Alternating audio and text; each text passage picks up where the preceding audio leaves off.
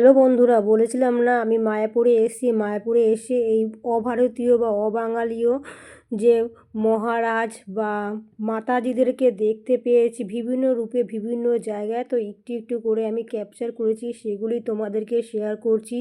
এনাদেরকে কি বলে আমার সঠিক জানা নেই, এই মুহূর্তে মনে পড়ছে না, আমি মাতাজি বলেই সম্বোধন করলাম। আর দেখো এরা কি সুন্দরভাবে যাতায়াত করছে, আমাদের সঙ্গে মিলেমিশে, কোনো অহংকার নেই। কিন্তু হ্যাঁ, বাঙালি ভক্তদের দেখলে যদি কেউ ছবি তোলে তাহলে এরা তাড়াতাড়ি সেই কান থেকে সরে গিয়ে অন্য কোথাও সরে যায়।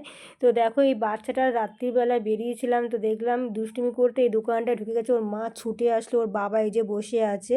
তো বাচ্চাটাকে কিছুতেই ওই দোকান থেকে বের করানো যাচ্ছে না, আর আমি এই সুযোগে ফায়দাটা নিয়ে নিলাম, অনেকক্ষণ ধরে ভিডিওটা করলাম। যাই হোক, এবার মানিয়ে নিয়েছে, ওর বাবাও চলে এসছে, এবার ওরা এখান থেকে মানে জায়গা পরিবর্তন করবে। তো আমার খুব ভালো লাগছে এই মাতাজিদের ছবি তুলে। তো আমার খুব ইচ্ছা ছিল এনাদের সঙ্গে বা অন্য কোনো মাতাজির সঙ্গে ফটো তোলার, কিন্তু সেই সুযোগ বা সাহস আমার কোনোটাই হয়ে উঠতে পারেনি। তো এই মাতাজিকে দেখো, উনি ওনার বেবিকে নিয়ে কী সুন্দরভাবে ভোরবেলায় বেরিয়েছে, আর আমি এই সুযোগে ফায়দা তুলে নিয়েছি, ছবি তুলে নিয়েছি। তো আমার যদি কোনো এই মাতাজিদের সম্পর্কে যদি কোনো কথাবার্তা ভুল ত্রুটি হয়, প্লিজ আপনারা ক্ষমা করবেন, আমি জেনে বুঝে